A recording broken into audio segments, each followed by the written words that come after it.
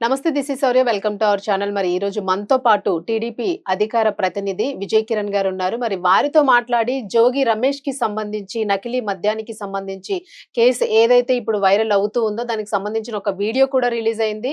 ఈ కేసులోని ఏవన్ ముద్దాయిగా ఉన్న జనార్దన్ రావు ఒక వీడియోని రిలీజ్ చేశారు. తను ఎందుకు ఇలా చేయాల్సి వచ్చింది, అసలు గతంలోని ఈ నకిలీ మద్యానికి సంబంధించి ఎవరు ప్రేరేపించారు అనే దాని గురించి ఈ పేరునైతే తెర మీదకి తీసుకొచ్చారు. ఒకసారి వారితో మాట్లాడి అసలు ఏం జరుగుతుంది, ఆ టీడీపీ ఎలాంటి యాక్షన్ తీసుకోబోతోంది దీనికి సంబంధించి అనేది ఒకసారి చూసుకుందాము. నమస్తే సార్. నమస్తే. ఏం సార్ అంతా మళ్ళా నకిలీ మద్యం దీని వైపే వెళ్తా ఉంది మొత్తము. అసలు ఏం జరిగింది అసలు? ఎందుకంటే ఈ రోజు తాజాగా ఒక వీడియో రిలీజ్ చేయడం కూడా జరిగింది దీనికి సంబంధించి. ఎవరైతే విక్టిమ్ గా ఉన్నారో సో ఆ పర్సన్, మీరు ఏం చెప్తారు దీని వెనక? నిజంగానే జోగి రమేష్ హస్తం ఉందా, ఆయనే నడిపించారా? మీరే చెప్పాలి డీటెయిల్స్ అన్ని. అసలు మీరు ఏ ఏ రూట్ లో వెళ్తున్నారు అని. ముందుగా మీకు ఛానల్ ప్రేక్షకులందరికి కూడా నమస్కారం అండి. ఇక్కడ మొదటి నుంచి కూడా చంద్రబాబు నాయుడు గారు అంటే గవర్నమెంట్ వ్యవస్థలకి ఒక ఫ్రీ హ్యాండ్. నేరం చేసినటువంటి ఎవడైనా సరే, అది ఏ పార్టీ అయినా ఏ ప్రాంతం అయినా ఎవరైనా సరే, నేరస్తుడిని నేరస్తుడిగా చూసేటువంటి మనస్తత్వం కలిగినటువంటి ముఖ్యమంత్రి చంద్రబాబు నాయుడు గారు. లా అండ్ ఆర్డర్ కి సంబంధించి అనేకమైనటువంటి విషయాల్లో ఒక రోల్ మోడల్. గతంలో ఉమ్మడి ఆంధ్రప్రదేశ్ గా ఉన్నప్పుడు హైదరాబాద్ నగరంలో ప్రతి 6 నెలలకు ఒకసారి మత ఘర్షణలతో 100 మంది చనిపోయేటువంటి పరిస్థితి. అప్పుడున్నటువంటి రాజకీయ పార్టీలు ముఖ్యమంత్రిని మార్చాలంటే ఒక మత ఘర్షణ, ముఖ్యమంత్రి చేంజ్.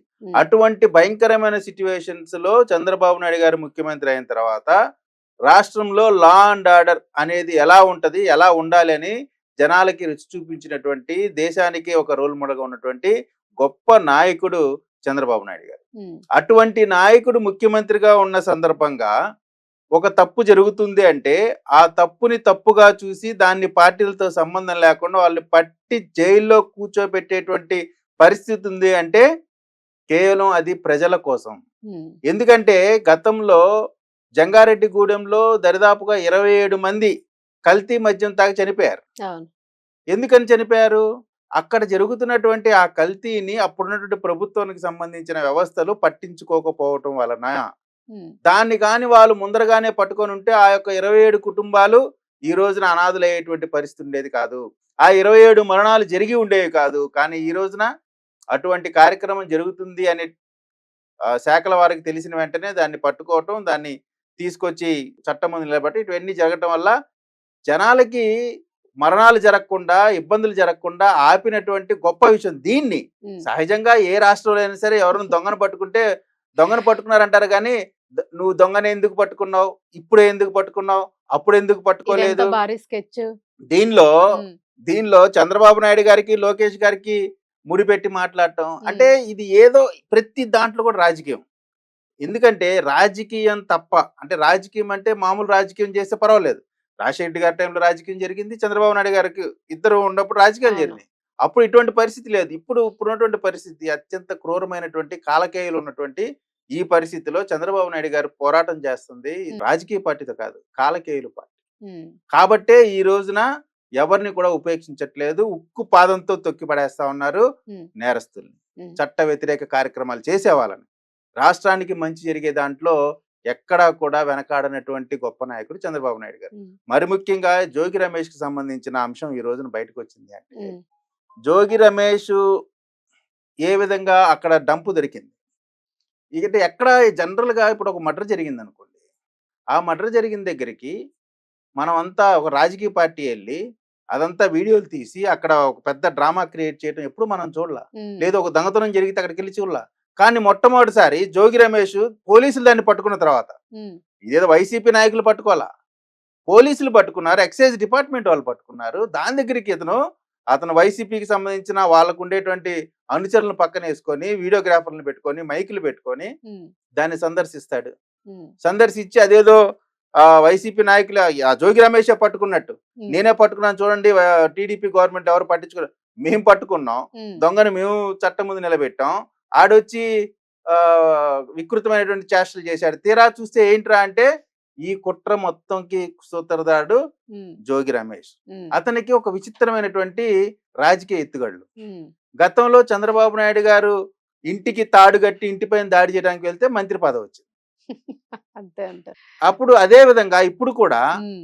జగన్మోహన్ రెడ్డి గారు ఈ జోగి రమేష్ ఆయన దృష్టిలో పట్టడానికి, హ్మ్. ఎందుకంటే ఇప్పుడు కేసులన్నీ లైన్‌కి వస్తా ఉన్నాయి. ఒకవేళ వైఎస్ఆర్ కాంగ్రెస్ పార్టీ అధ్యక్షుడిగా జోగి రమేష్‌ని పెడతారనేటువంటి ఆలోచనలో అతను ఉన్నాడేమో. ఒకవేళ ఏదైనా కేసుల వల్ల ఏమన్నా ఇబ్బంది అయితే ఏమన్నా వస్తాడేమో ఆలోచనతో చేసాడేమో ఒక హ్మ్. కాన్స్పిరసీ, లేదా దాంట్లో ఇంకా ఇంకా ఏదైనా వైసీపీకి వేరే సంబంధించిన కోణం ఉందేమో. పెద్దవాళ్ళని పెట్టుకున్నారో మనకు తెలీదు. హ్మ్. అది ఇన్వెస్టిగేషన్‌లో ఏదున్నా గాని క్లియర్ కట్‌గా హ్మ్. పార్టీలతో సంబంధం లేకుండా, రాజకీయాలతో సంబంధం లేకుండా హ్మ్. చంద్రబాబు నాయుడు గారు కూడా ఫ్రీ హ్యాండ్ ఇచ్చారు. హ్మ్. ఖచ్చితంగా దీంట్లో ఉండే నేరస్తులందరిని కూడా హ్మ్. బయటికి తీసుకొస్తాం. అయితే దీంట్లో లోకేష్ గారిని, చంద్రబాబు నాయుడు గారిని కలిపి మాట్లాడటం అనేది ప్రజలు హర్షించరు. హ్మ్. ఇక్కడ మనం ఏ రాజకీయ పార్టీని ఆలోచించాలి. మనం ఒక మాట మాట్లాడితే కౌంటర్ మనకే ప్రజలు పడాలి. కాదు కాదు అట్లా కాదు. మనం మాట్లాడినప్పుడు ప్రజలు హ్మ్. ఆ మాట ఓ ఇది నిజమై ఉండొచ్చు, హ్మ్. లేదా ఈ అవకాశం ఉంది అనుకోవాలి తప్ప, ఈడేంద్ర విచిత్రంగా మాట్లాడుతున్నాడు, హ్మ్. సత్యదూరంగా మాట్లాడుతున్నాడు, అంటే అటువంటి ఆలోచన రాకూడదు. హ్మ్. నువ్వు బాధ్యత గల మాజీ మంత్రి ప్లేస్‌లో నువ్వు ఎలా మాట్లాడాలా? అవును. ముఖ్యమంత్రి ప్లేస్‌లో ఉన్నావు. నువ్వు మాజీ ముఖ్యమంత్రి ప్లేస్‌లో జగన్మోహన్ రెడ్డి గారు ఎలా మాట్లాడాలా? హ్మ్. వైసీపీ నాయకులు ఎలా మాట్లాడాలి? బాధ్యత లేకుండా, బాధ్యత రాహిత్యంగా శ్రీరెడ్డి, బోరుగడ్డ అనిల్ ఎలా మాట్లాడారో సేమ్ యాజ్ ఇట్ ఈస్‌గా ఈ రోజున వైసీపీ నాయకులు ఈ మద్యం కేసులో మాట్లాడుతున్నారు. హ్మ్. కాబట్టి ఎట్టి పరిస్థితుల్లో కూడా మేము చెప్తా ఉన్నామండి. ఈ మద్యానికి సంబంధించి ప్రజలకి హాని చేసే ఏ కార్యక్రమం అయినా సరే ఉపేక్షించే పనే లేదు. హ్మ్. చంద్రబాబు నాయుడు గారు ఉక్కుపాదం తొక్కిపెట్టి నారతీస్తారు. సార్ నాకొక డౌటొచ్చింది. ఇప్పుడు అంటే ఏదైతే ఇన్సిడెంట్ ఉందో, ఈ జనార్దన్ అనే A1 ముద్దాయి ఏదైతే వీడియో రిలీజ్ చేసాడో, సో, ఈయన గతంలోని వైసీపీ ప్రభుత్వం ఉన్నప్పుడే ఇది చేశాం, ఈ దందా అంతా జరిగింది. దీనికి ప్రేరేపించిన వ్యక్తి జోగి రమేష్ అని జెప్పేసి ఆయన క్లియర్ కట్‌గా ఎవిడెన్స్ ఇచ్చాడు మనకి. సో, ఇచ్చినప్పుడు అంటే గతంలో వైసీపీలోనే నిజంగా ఇదంతా జరిగి ఉండుండుంటే, సో, మీరు గ్రౌండ్ లెవెల్ వర్క్ అంతా చేస్తూనే ఉన్నారు నెక్స్ట్ ఎలక్షన్స్ కోసం. సో, ఖచ్చితంగా ప్రతిపక్షంగా ఉన్నారు. మీరు చేసేవన్నీ గూడా మీరన్నట్టుగానే ఎండగడతా ఉన్నారు. అవన్నిటిని వాష్ ఔట్ చేస్తూ వచ్చామని అంటున్నారు. సో, అప్పటి నుంచి చేస్తున్నప్పుడు మీరు అప్పుడులోనే ఎందుకు దీని గురించి రాలేదు అని అంటారు? అప్పట్లో ఎందుకు మీరు దీన్ని బయటికి తీయలేకపోయారనేది ఒక క్వెషన్ ఒస్తుంది. ఇప్పుడు ఒకటండి, వ్యవస్థలు హ్మ్. వ్యవస్థలు మా చేతిలో లేవు. హ్మ్. ప్రభుత్వంలో మేము లేమప్పుడు. హ్మ్. మేమనేది అదే. ఇప్పుడు జగన్మోహన్ రెడ్డి గారు ముఖ్యమంత్రిగా ఉన్నప్పుడు జంగారెడ్డిగూడెంలో జరిగినటువంటి కల్తీ మద్యానికి సంబంధించి ఆయన ఆపలేకపోయారు. హ్మ్. ఆపలేదు కాబట్టి జగన్మోహన్ రెడ్డి గారే బట్టీలు పెట్టి చేపించడాన్ని మేము ఎక్కడ అనలేదు. ఆ! ఆయన బాధ్యతారాహిత్యం, ఆయన ముఖ్యమంత్రిగా చేయాల్సిన విధుల్లో అతను ఫెయిల్ అయ్యాడని చెప్పాను తప్ప, జగన్మోహన్ రెడ్డి గారే దీన్ని ఆ మందు తయారు చేపిచ్చాడు, లేపోతే ఇంకొకరు తయారు చేపించారు మేము అనలా. హ్మ్. ఎందుకనలేదంటే మాదొక బాధ్యత కలిగిన రాజకీయ పార్టీ.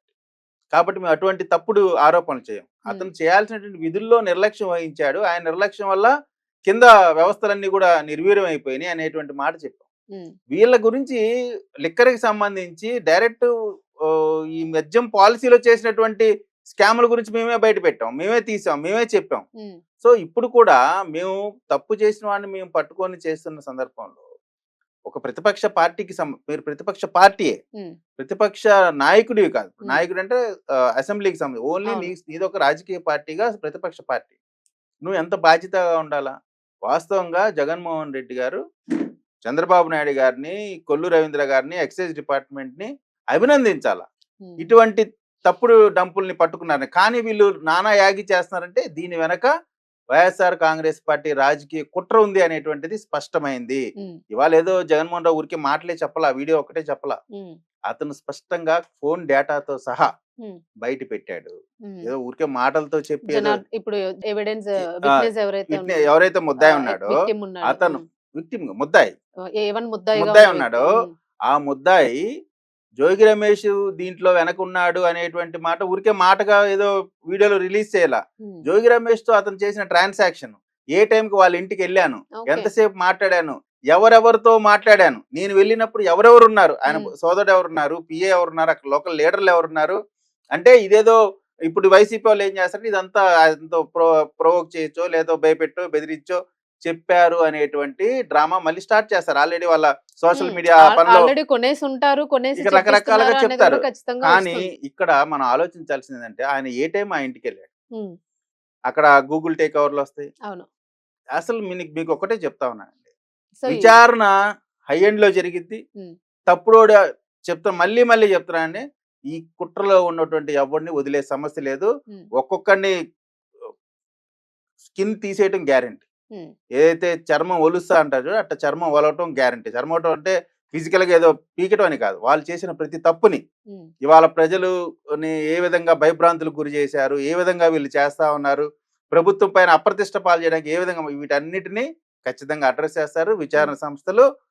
అందులో చంద్రబాబు నాయుడు గారి కింద చేసే విచారణ సంస్థలు ఆ, ఇంటర్నేషనల్ స్టాండర్డ్స్‌లో చేస్తారు. సిట్ కూడా వేస్తామని వేశారు, చెప్పారు. ఆల్రెడీ సిట్ సిట్ వేశారు. కూడా మీకు వేశారు. ఖచ్చితంగా మేము చెప్తా ఉన్నామండి.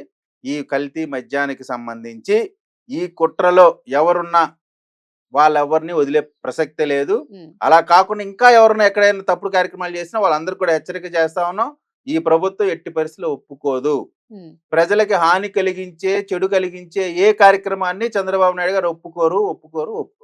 అందులో సో డౌటే రైట్ సార్. లేదు. మొత్తానికి ఏదంటే ఆంధ్ర టు ఆఫ్రికా అన్నట్టుగానే, ఎందుకంటే అక్కడి నుంచి కూడా తీసుకొని వచ్చి ఇక్కడ మద్యాన్ని డెవలప్ చేశారు అన్నది ఒక పెద్ద కాంట్రవర్సీ నడుస్తుంది. అది మామూలుగా తీసుకుంటే చిన్న విషయం ఏమి కాదు. కాదు. సో మీరు అన్నట్టుగా నిజంగానే సిట్ అధికారులకి అంటే టీడీపీ హస్తం లేదు, టీడీపీకి అసలు సంబంధం లేదు, అధికార పార్టీకి సంబంధం లేని విషయం ఇది నిజంగానే వైసీపీ హయాంలో జరిగింది.